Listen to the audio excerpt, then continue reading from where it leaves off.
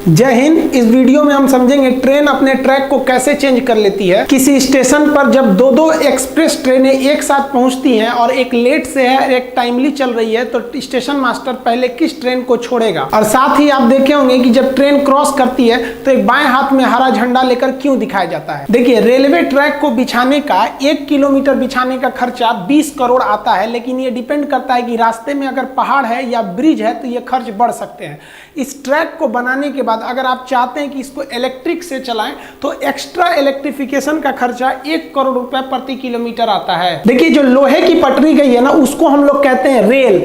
इस रेल पे चलने वाली गाड़ी को कहते हैं रेलगाड़ी। अब ये रेल को ऐसे ही बिछा देंगे तो धंस जाएगा। तो इसको आप पढ़े होंगे कि एरिया बढ़ा दीजिएगा तो प्रेशर कम लगता है। तो एरिया बढ़ाने के लिए इसके नीचे स्लीपर बिछाते हैं। पहले ये स्लीपर लकड़ी के हुआ करते थे, लेकिन बरसात में वो सड़ जाते थे, तो बाद में सीमेंट के स्लीपर को लाया गया। तो ये बीच में जो बिछाए गए स्लीपर है, एक रेलवे में जो ट्रेन में स्लीपर होता है सोने वाला वो अलग है, ये लोहे का हो गया रेल, ये स्लीपर। रेल और स्लीपर को आपस में जोड़े रखने के लिए हम यहाँ पर एक क्लिप का प्रयोग करते हैं जो इस तरह से राउंड शेप में घुसा हुआ है, और क्लिप को फास्टनिंग द्वारा कस दिया जाता है। तो ये फास्टनिंग डिवाइस हो गया। रेल ट्रैक के किनारे बड़े बड़े पत्थर बिछा दिया जाता है। इन पत्थरों को हम बैलेस्ट कहते हैं। ये पत्थर कई रीजन से बिछाए जाते हैं, क्योंकि आप ट्रैक को तो ऐसे बिछा दिए हैं लेकिन उसमें मजबूती कहाँ है, कहीं से बांधे हैं उसको, कहीं से सीमेंट से ढलैया किए हैं, नहीं, तो वो इधर उधर पूरा ट्रैक इधर से उधर हो जाएगा ट्रेन के लोड से। इसलिए वो इधर उधर ना घस के हम लोग क्या करते हैं, ट्रैक पर पत्थर बिछा देते हैं ताकि उसको एक जगह शेप मिल सके। साथ ही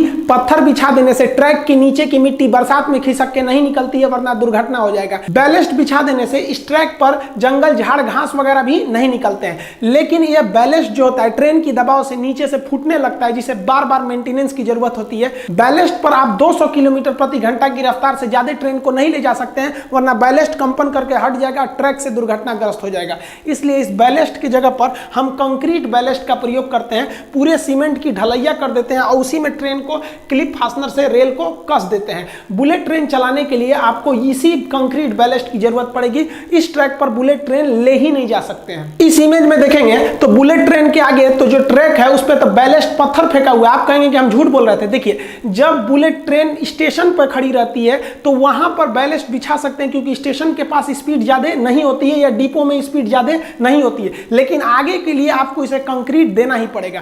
दिल्ली मेट्रो देखेंगे तो दिल्ली मेट्रो का स्पीड ज्यादा नहीं है, फिर भी उसे कंक्रीट बैलेस्ट पे ही ले जाया जाता है, जिसका रीजन ये है कि दिल्ली मेट्रो ब्रिज से ज्यादातर गुजरी है, और अगर इस पे पत्थर रखेंगे तो वो पत्थर नीचे गिरेगा तो किसी का सर फोड़ सकता है, वाइब्रेशन के कारण वो गिर सकता है। लेकिन वही दिल्ली मेट्रो जब जमीन पर चलती है, कहीं कहीं वो जमीन पे है, कहीं सुरंग में है, कहीं ऊपर है, तो जब जमीन पे चलती है, डिपो में चलती है, तो देखिए वहां पर भी आपको बैलेस्ट ही मिलेगा, पत्थर ही मिलेंगे। रेलवे ट्रैक के किनारे आप देखे होंगे जो बैलेस्ट जमा किए जाते हैं वो ट्रेपेजियम के शेप में जमा किए जाते हैं, जिससे कि रेलवे को अपने बैलेस्ट चोरी होने से पता चल सके। उस ट्रेपेजियम के साइड में व्हाइट कलर के चूना से पेंट कर दिया जाता है, और साथ ही ट्रेपेजियम का एरिया निकाल के हम बैलेस्ट के भी पता कर सकते हैं कि कितना मात्रा है बैलेस्ट का। रेलवे स्टेशन पर आप मेन लाइन के किनारे इस तरह से लोहे की पटरी को देखे होंगे कि कुछ मात्रा में फंसा दिया जाता है और 1-2 फीट बाहर निकाल दिया जाता है। ये इसलिए किया जाता है ताकि अगर हाई स्पीड से कोई ट्रेन जा रही है और बाई दी वो एक्सीडेंट करके गिर गई तो रगड़ाते हुए आगे ना बढ़े, बल्कि इसी में फंस के यही रुक जाए और दुर्घटना को कम किया जा सके। लोहे के जो रेल होते हैं वो कारखाने में बनते हैं तो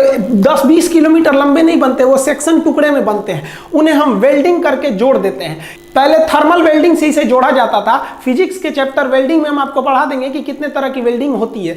इस वेल्डिंग के द्वारा इसमें काफी ज्यादा स्मूथनेस आ जाती है, बहुत ही स्मूथ हो जाता है। लेकिन रेल ट्रैक को पूरे यहाँ रास्ते भर में एक ही नहीं जोड़ा जाता है, क्योंकि गर्मी के दिन में लोहा फैलता है। फैलने की वजह से अगर एक ही रेल रहेगा तो मुड़ जाएगा और ट्रेन दुर्घटनाग्रस्त हो जाएगी। इसलिए कुछ जगह पे उसे काट कर हल्का सा गैप छोड़ देते हैं। अब इस हल्का सा गैप से अगर ट्रेन जाएगी तो ये इधर उधर भाग जाएगा, तो इसके साइड में एक फिश प्लेट जोड़ दिया जाता है। तो ये साइड में जो जोड़ा गया है ये फिश प्लेट है, और ये फिश प्लेट को एकदम चिपका के इसमें नहीं, इसमें खाली जगह छोड़ना चाहिए ताकि गर्मी के दिन में फैलने का जगह मिले। देखिए, ठंडी के दिन में सिकुड़ गया है, गर्मी के दिन में देखिए एकदम चिपक गया है। यहाँ भी ये साइड में फिश प्लेट लगा हुआ है, तो जो 1-1.5 फीट का लगा है ये क्या है, फिश प्लेट है। इसमें खाली जगह दिया जाता है। आप फिजिक्स में पढ़े होंगे थर्मल एक्सपेंशन, और थर्मल एक्सपेंशन में जो सीधे बढ़ता है उसे लीनियर एक्सपेंशन या रेखीय प्रसार कहते हैं। आप रेलवे ट्रैक पर इस तरह जालीनुमा आकृति देखे होंगे, इसे हम लोग रेल प्रोटेक्शन वार्निंग सिस्टम यानी TPWS कहते हैं। ये क्या करता है, ये सिग्नल से पहले लगाया गया रहता है ताकि ये ट्रेन के स्पीड को रोक सके। जैसे मान लीजिए आगे सिग्नल येलो है, येलो में आपको 30 के स्पीड में जाना है और आपकी स्पीड 70 का है, तो तुरंत ये क्या करेगा, सेंसर लोकोमोटिव इंजन में मैसेज कर देगा, वो ब्रेक अप्लाई करके स्पीड को धीमा कर देगा। या मान लीजिए आगे का सिग्नल रेड है और इधर कोई 90 की स्पीड में ट्रेन लेके गया, तो ये समझ जाएगा सोच रहा है इतना तेज लेके जा रहा है, ठोक देगा आगे जाके, रोक दो इसको, तुरंत मैसेज कर देगा कि आगे सिग्नल रेड है, तो ब्रेक अप्लाई करके ट्रेन को रोके देगा। वहां पर रेल ट्रैक के किनारे आप इस तरह से सफेद पत्थर देखेंगे, इस पे कुछ अंक लिखा रहता है। जैसे मान लीजिए यहाँ लिख दिए 781/7। ये क्यों लिखा रहता है, ये ड्राइवर के लिए लिखा रहता है कि अगर ड्राइवर ट्रेन को लेके जा रहा है और उसे ट्रैक में कोई गड़बड़ी दिखाई देती है, तो उसे गांव शहर का पता नहीं रहता है कि कहां से गुजर रहे हैं, तो वो तुरंत इसी नंबर को देख के इन्फॉर्म करता है कि 781/7 के पास हमने एक गड़बड़ी देखा था, आप उसको तुरंत ठीक कीजिए। वरना ड्राइवर को क्या पता कि किस गांव से निकला है वो। साथ ही इस पत्थर को थोड़ी दूरी पर लगाया जाता है ट्रैक के, ताकि इससे भी ये भी पता चल जाए कि कहां तक रेलवे की जमीन है। इस पत्थर के अंदर का जमीन रेलवे का, बाहर की जमीन वह गांव की जिसकी जमीन है उसकी हो जाती है। देखिए रेलवे में जो हम एक शहर से दूसरे शहर जाते हैं वो मेन लाइन के थ्रू जाते हैं, ये मेन लाइन सीधे गई रहती है। लेकिन जब स्टेशन पे ट्रेन आती है तो ये कई सारे लूप लाइन के थ्रू आती है। इस लूप लाइन पे हम आराम से चढ़ सकें इसलिए इसके किनारे प्लेटफॉर्म बना दिए जाते हैं। तो मेन लाइन से जहां लूप लाइन चालू होता है उसे हम कहते हैं स्टेशन सेक्शन, यहां की जिम्मेदारी स्टेशन मास्टर की होती है। इसके बाहर जब मेन लाइन चला जाता है उसे कहते हैं ब्लॉक सेक्शन। उसके ट्रेन किधर गई ये स्टेशन मास्टर को नहीं पता है, ये कंट्रोलर को पता होता है। कंट्रोलर ट्रेन को ले आता है ब्लॉक सेक्शन से मेन लाइन के थ्रू और यहां पर स्टेशन मास्टर को हैंड ओवर कर देता है कि तुम अपने हिसाब से प्लेटफॉर्म देखो कौन सा लूप लाइन खाली है और वहां ट्रेन को ले लो। तब स्टेशन मास्टर पॉइंट मशीन द्वारा इसके ट्रैक को चेंज करता है, कैसे पटरी चेंज करता है उसे अपने प्लेटफॉर्म पर लेता है। देखिए यहां लूप लाइन में एक खतरा हो सकता है। मान लिया कि ये मेन लाइन है, इस मेन लाइन से कोई ट्रेन आई है और इधर लूप लाइन में गई, लूप लाइन में गई और ये जो इसका ड्राइवर है ये पहले ही रोक दिया थोड़ा आगे अपने हिसाब से कि भैया हम रोक दिए, और ये ट्रेन लंबी होने की वजह से इसका पिछला हिस्सा अभी मेन लाइन पर ही है। अब आप बताइए इसका पिछला हिस्सा मेन लाइन पर है और आगे से कोई ट्रेन आ रही है, स्टेशन मास्टर उसको कहा कि भाई तुम्हारा स्टॉपेज यहाँ नहीं है, तुम सुपर फास्ट हो निकलो यहाँ से, तो ये यहाँ से आएगी या धड़ाक से इसके पिछला हिस्सा को मार के तोड़ के निकल जाएगी। तो इसको जरूरी है कि कोई भी ट्रेन प्रॉपरली लूप लाइन के अंदर घुस के स्टेशन सेक्शन पे खड़ी रहे, न कि मेन लाइन पे खड़ी रहे। तो इसकी पहचान कैसे किया जाएगा, तो गार्ड इसकी पहचान करता है। गार्ड को कैसे पता चलेगा कि हाँ भैया हम प्रॉपर स्टेशन पे घुस चुके हैं, तो इसके लिए वहां एक FM लिखा रहता है जिसे हम कहते हैं फॉलिंग मार्क। आप देखे होंगे ट्रेन के ट्रैक के किनारे, तो जो गार्ड का डिब्बा है वो इस FM के अंदर रहना चाहिए। अगर इस FM के बाहर है तो समझ जाइए उस पूरा लूप सेक्शन पे नहीं है, वो मेन लाइन पे है, कोई ना आगे पीछे आके इनको तूर के चल जाएगा। कभी कभी आप देखे होंगे कि ड्राइवर जो होता है ना ट्रेन का, वो पहले ही ब्रेक लगा देता है और गार्ड से कहता है चेक करिए तो क्या है, तो गार्ड देखता है FM किधर है, देखता है अरे FM तो अभी अगवे है, कहता है आगे ले आगे ले आगे ले, अभी ठोक देगा कोनो पीछे से ले आके। तो ड्राइवर जो होता है ना फिर ट्रेन को थोड़ा दूर चला के रोक देता है, तो प्लेटफॉर्म के लोग घबरा जाते हैं, ये माई चला दिलो रे, अरे भाई वो अभी एडजस्ट कर रहा है। आप एक चीज गौर किए होंगे, ट्रेन में रिजर्वेशन का इतना मारामारी होता है, इतना भीड़ भाड़ होता है, सोचो ट्रेनों को लंबा काहे नहीं बनाता है, कम में डिब्बा क्यों जोड़ता है। और आप देखे होंगे मालगाड़ी में ज्यादा डिब्बा होता है और सवारी गाड़ी में कम डिब्बा होता है, ऐसा नहीं होता है। देखिए डिब्बे का जो संख्या होता है ये डिपेंड करता है लूप लाइन कितना बड़ा है। जैसे यहाँ हम एक ट्रैक बना दिए हैं, ये जो है ये आपका मेन लाइन है, मेन लाइन के बाद अब ट्रेन पे जो खड़ी होगी ये लूप लाइन पे खड़ी होगी, लूप लाइन पे ही बना रहता है प्लेटफॉर्म। जो लूप लाइन होता है इंडिया का वो 650 मीटर का होता है, यहाँ हम लिख दिए हैं लूप लाइन कहिए या प्लेटफॉर्म कहिए, वो 650 मीटर का होता है। यानी आपकी ट्रेन 650 मीटर से लंबी नहीं होनी चाहिए। अब यहाँ समझिए ट्रेन की संख्या कैसे डिसाइड करेंगे, डिब्बों की संख्या।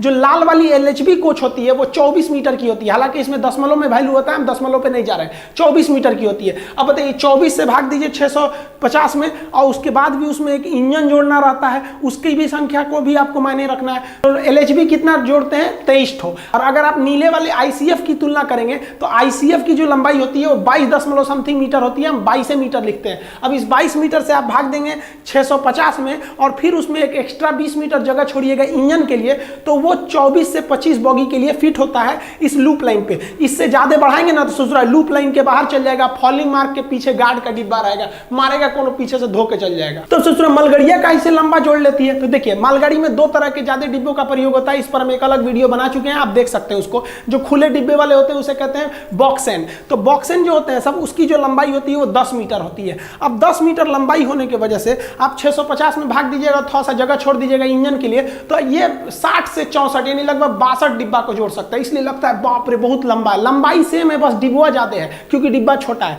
और ये कवर वाला देखेंगे बीसीएन को, तो बीसीएन की लंबाई थोड़ी ज्यादा होती है 15 मीटर, तो इसको भाग दीजिएगा आप 650 में, तो ये लगभग 42 तक में ये सूटेबल बैठता है क्योंकि इंजन को भी रखना है। तो ये 42 डिब्बा जोड़ सकता है। तो देखिए मालगाड़ी लंबी नहीं होती है, मतलब उसके डिब्बे छोटे होने की वजह से वो लंबी दिखती है। आप कहिएगा सर तब क्या जरूरत है हमको इतना ट्रेन बढ़ाने की, क्यों ना हम सबका लूप लाइन में बढ़ा दें। अब लूप लाइन बढ़ाइएगा ना तो पूरे हिंदुस्तान के स्टेशन को तोड़ना पड़ेगा और उनके लूप लाइन को बढ़ाना पड़ेगा, फिर प्लेटफॉर्म बढ़ाना पड़ेगा। इसलिए रेलवे कहती है कि इससे अच्छा है क्या है कि भैया ट्रेनें की संख्या बढ़ा देते हैं। अब आप कहेंगे कि सर रेलवे का खड़गपुर स्टेशन, सोनपुर स्टेशन, अभी गोरखपुर रेलवे स्टेशन का ये लूप लाइन इतना बड़ा क्यों है। देखिए रेलवे स्टेशन जो बनाए जाते हैं वो उस समय की परिस्थिति के हिसाब से बनाए जाते हैं। गोरखपुर के इस साइड में प्लेटफॉर्म बढ़ाने का जगह नहीं है, ना इस साइड में, सामने जगह है। तो वो क्या किया गया ना, इस लूप लाइन को ही बहुत ही लंबा कर दिया गया है, एक ही ट्रैक को, और उस पर 3 प्लेटफॉर्म बना दिया गया है। Platform number 1, platform number 2, platform number 2A। तो इस तरह करके 1355 मीटर लंबा कर दिया गया है उसको,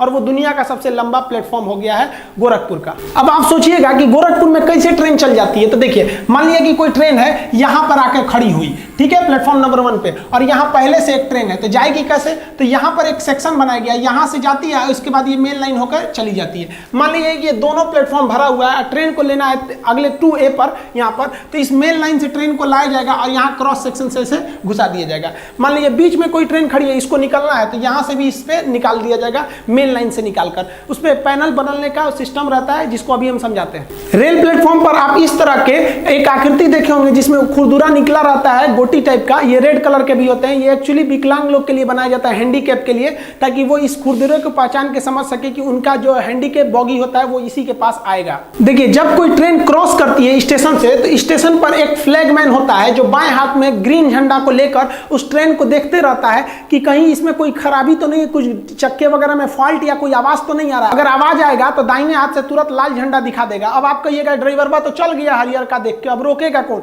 तो पिछवा से गार्ड आ रहा है, वो कहेगा नहीं इसे चुरा, कहीं कहीं तो लाल दिखा रहा है, इसका मतलब इसको कुछ गड़बड़ी दिखा है। तुरंत वॉकी टॉकी पे फोन करेगा, ए मिश्रा जी रोकिए रोकिए महाराज कुछ गड़बड़ी है, वो लाल दिखा रहा है। आप भी ट्रेन को लाल झंडा दिखाकर रोक सकते हैं, लेकिन जैसे आप ट्रेन को रोकिएगा जीआरपी आपको पकड़ के कारण पूछेगी, और अगर कारण अच्छा नहीं रहा ना तो जेल में डाल देगी आपको। इसलिए बिना उपयुक्त कारण के जब तक ट्रेन में कोई गड़बड़ी ना दिखाए आप ट्रेन को नहीं रोक सकते। रात के समय आप देखिएगा, रात के समय ट्रेन पे किनारे जब स्टेशन पे घुसती है तो नीचे 2 ट्यूबलाइट लगाया रहता है, एक आदमी टॉर्च से देखते रहता है कि इसके जो बॉगी है चक्के में इसमें सब ठीक ठाक तो है, कोई गड़बड़ी तो नहीं है। रेल इंजन के बारे में हम आपको A to Z बता दिए थे, आप वीडियो के प्लेलिस्ट में जाके देख सकते हैं। रेल इंजन आप एक चीज देखे होंगे, रेल इंजन के आगे यहाँ कुछ लिखा रहता है शहर का नाम, जैसे हावड़ा, झांसी, गाजियाबाद, कटनी, रांची, इस टाइप का कुछ कुछ लिखा रहता है। ये इसके डिपो और शेड को बताता है कि ये किस शेड का लोकोमोटिव इंजन है, यानी ये बिगड़ेगा तो कहाँ जाके बनेगा। और यही इसी का डिपो जो है ये इस बात की जिम्मेदारी रखता है कि ये लोको अभी किस ट्रेन में है और कहां पर है, इसका रिकॉर्ड वही रखता है। जैसे ये हावड़ा है तो हावड़ा डिपो ही को पता होगा कि ये उसका इंजन जो है ये 3032 नाम का नंबर का ये इंजन कहां पर है, किस ट्रेन को अभी ये पुल कर रहा है। तो ये सारा रिकॉर्ड स्टेशन मास्टर की जिम्मेदारी नहीं रहती है, ये उस शेड और उस डिपो की जिम्मेदारी रहती है। और अगर इसमें कोई गड़बड़ी रहता है तो दूसरे लोकोमोटिव से खींचकर इसको इसकी शेड में भेज दिया जाता है कि देखो भैया ये तुम्हारा शेड है, इसमें क्या गड़बड़ी आया है। ट्रेन से ज्यादा सिक्योरिटी तो हमको रेल की रखनी पड़ती है कि ससुरा रेल ट्रैक हुआ ठीक है कि नहीं, तो सबको उलाट देगा। तो रेल ट्रैक के अंदर आई कुछ भी गड़बड़ी या क्रैक का पता लगाने के लिए हम अल्ट्रासाउंड डिटेक्टर नामक मशीन का प्रयोग करते हैं। ये इस ट्रैक में अल्ट्रासाउंड मशीनों को, तरंगों को भेजती है, और अगर उस तरंग 100% वापस नहीं आते हैं, किसी क्रैक से निकल जाते हैं, तो समझ जाता है कि भैया यहाँ ट्रैक में गड़बड़ी है, उसको चेंज करके निकाल दिया जाता है। आप इस तरह से देखे होंगे ट्रैक पर घुमाते हुए ऐसे छोटी मशीनों को। देखिए हम लोग के यहाँ डबल रेल ही चलती है, 2 ट्रैक होती है, लेकिन यूरोप वगैरह में अन्य देशों में थर्ड रेल भी होती है। थर्ड रेल क्या होता है, 2 रेल पर तो ट्रेन के चक्के दौड़ रहे होते हैं और एक रेल पर बिजली की सप्लाई दी गई रहती है और वहां से वो बिजली ले रहा होता है। आप यहां देखिए ये थर्ड रेल से अपनी बिजली ले रहा है। ये सुरक्षित नहीं माना जाता है, कोई चढ़ गया तो मरिए जाएगा ससुरा, लेकिन इसका प्रयोग हम सुरंगों में करते हैं। मान लीजिए कि सुरंग में ऊपर तक जगह नहीं है ऊपर से OHE ले जाने का, तो थर्ड रेल से हम उसको बिजली देकर ले जा सकते हैं। देखिए ट्रेन का जो चक्का होता है वो अंदर से ट्रैक को पकड़ के चलता है, अंदर से पकड़ा रहता है, तो जरूरी है कि अंदर का एरिया ट्रैक का खाली रहे, कोई कचरा ना जाए। तो जब सड़क को क्रॉस करते हैं ना रेलवे लाइन से, तो सड़क बीच में भी भर दिया जाता है। तो मान लीजिए कि आपने बीच में सड़क भर दिया, तो ये इसका सीमेंट अंदर भर जाएगा। अब अंदर भर जाएगा तो ट्रेन जो होता है वो अंदर से ही पकड़ कर चलता है, अंदर से पकड़ के चलेगा तो कंक्रीट में टकरा के उलट सकता है। इसलिए यहां पर एक ठो गार्ड रेल को जोड़ दिया जाता है। ये गार्ड रेल जो होता है कि किसी भी कचड़े को ट्रैक के पास नहीं आने देता है जहां रोड क्रॉस हुई रहती है। साथ ही ब्रिज पे भी ये भी आकार का गार्ड रेल आप देखिएगा, ये ब्रिज को जो एक्स्ट्रा मजबूती देने के लिए बनाया जाता है, क्योंकि ब्रिज के नीचे जो जमीन नहीं रहती है तो एक्स्ट्रा मजबूती देने के लिए भी शेप का गार्ड रेल बना दिया जाता है। इसे हम लोग कहते हैं गार्ड रेल। देखिए ट्रेन की जो पटरी होती है वो चेंज कैसे करती है। ट्रेन का जो चक्का होता है ना वो ट्रैक को अंदर से पकड़ कर चलता है। अब अंदर से पकड़ के चलेगा तो वो इस ट्रैक को, जैसे मान लीजिए कि इन दोनों ट्रैक को पकड़ा हुआ है, इसको पकड़ के चलेगा तो ये यहाँ अंदर से जाएगा, अंदर से जाने के बाद इसको पकड़ के इधर चला जाएगा। और अगर इन दोनों को पकड़ा है तो ये अंदर अंदर यहाँ से चला जाएगा। ट्रैक बाहर से नहीं बल्कि अंदर से पकड़ के चलते हैं। पहले इन ट्रैक को घुमाने के लिए एक ट्रैकमैन होता था जो इसको घुमाता था, पॉइंट मैन बोला जाता था उसको। और ये पॉइंट मैन जहाँ ज्यादा ट्रैक होते थे तो उसके लिए केबिन बना दिया जाता था। आज ये केबिन किसी काम के नहीं है, हालांकि बड़े स्टेशनों पे मालगाड़ियों के शंटिंग के लिए इसका काम किया जाता है। आप इस तरह से देखे होंगे, जैसे ट्रेन में घुसते होंगे स्टेशन के एरिया में तो आपको केबिन मिलता होगा, दोनों साइड में केबिन, पश्चिम केबिन, पूरब, इस तरह से लिखा रहता होगा। आज के समय में जो ट्रेन ट्रैक चेंज करती है वो एक पॉइंट मशीन द्वारा चेंज कर देती है। जैसे यहाँ देखिए एक मशीन होती है, ये जो स्विच पॉइंट होता है इस ट्रैक को आगे पीछे करके घुमा सकती है। आप यहाँ समझिए फिर वीडियो में समझाते हैं। ट्रेन जो होता है उसका चक्का वो अंदर से पकड़ के चलता है ट्रैक को। अब यहाँ देखिए ट्रेन का चक्का ये अंदर की ओर एक्स्ट्रा निकला हुआ है इतना, तो ये जो होता है एक्स्ट्रा निकला हुआ ये अंदर से पकड़ लेता है ट्रैक को। अब देखिए ये ट्रैक जहाँ जाएगी ना वहीं ये ट्रेन जाएगा। ट्रेन में स्टीयरिंग नहीं होती है। ट्रेन का चक्का पटरी को अंदर से पकड़ लिया है, अब पटरी जिधर जाएगी ट्रेन उधर जाएगी। अब आप बताइए यहाँ से अगर इसको पकड़े हुए हैं और यहाँ से इसको पकड़े हुए हैं अंदर से, तो आप बताइए यहाँ अंदर से पकड़ेगा तो ये वाली ट्रैक तो साइड में है, इसको तो पकड़ ही नहीं पाएगा, तो ये सीधे निकलेगा इस ट्रैक के थ्रू यहाँ से सीधे। और यहाँ देखिए यहाँ आ गया है तो ये अंदर से इधर वाली ट्रैक को पकड़ लेगा और इधर वाली ट्रैक को पकड़ के ये इधर से घूम जाएगा। समझ में आया? लेकिन अगर वही हिस्सा अगर हम कहेंगे इसमें कि अगर हम इसका पॉइंट चेंज कर दे, इसको उधर सटा दे, तो ये वाला इधर से हट जाएगा तो ये इधर चला जाएगा और ये वाला इस ट्रैक पर आ जाएगा। देखिए ट्रेन में जब एक सिंगल लाइन होता है, मेन लाइन डबल ना होके एक ही सिंगल लाइन होता है, तो प्लेटफॉर्म से जब ट्रेन को छोड़ा जाता है तो बीच में एक ही ट्रेन को छोड़ सकते हैं, क्योंकि बीच में डबल रास्ते नहीं है आने जाने के लिए। तो ऐसी स्थिति में ट्रेन को क्रॉसिंग कराया जाता था। जैसे मान लीजिए आगे से कोई ट्रेन छोड़ दिया है तो किसी ट्रेन को आप स्टेशन पर रोक के रखिए